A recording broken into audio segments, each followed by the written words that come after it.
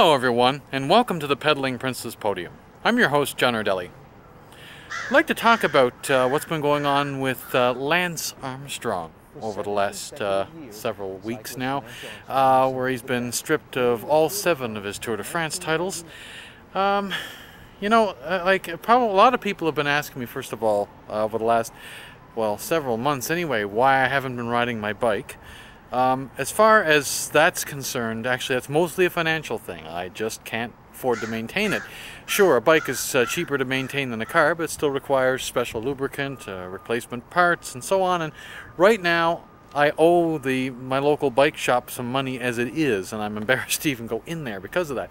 So that was what originally started it. But now, that's kind of discouraging, to say the least. I mean, a lot of stories over the last several years have been going around now about the use of drugs and blood doping and all this performance enhancement stuff that's been going on in the sport of cycling.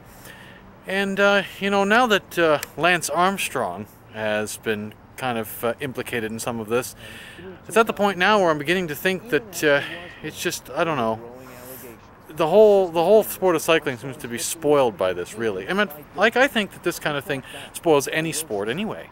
I mean, sure, if you're taking a drug or blood doping or whatever, it'll improve your performance, sure. But really, what does that improvement mean? It means nothing.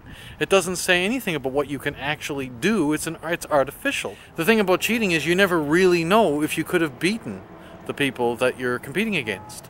Now, in the case of Lance Armstrong, it hasn't been established yet whether for sure he did what he did blood dope, or whether he did do what they're saying he did.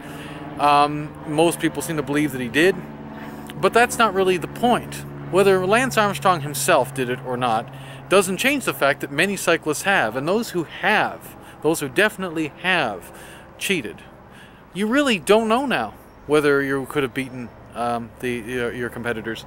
But of course, on the other hand, they'd probably come back and say, well, everyone else was doing it. I couldn't have competed without it. And if that's true, that's also sad.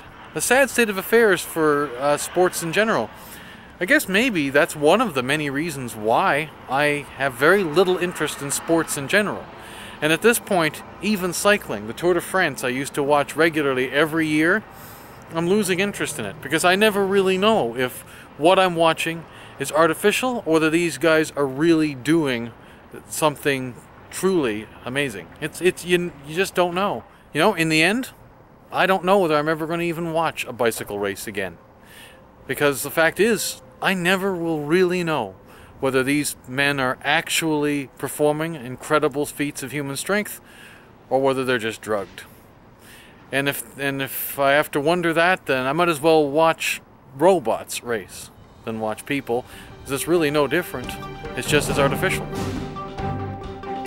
Thank you for watching the Pedaling Princess Podium. I'm your host, John Ardelli, and I hope to see you all again here next week. Bye for now.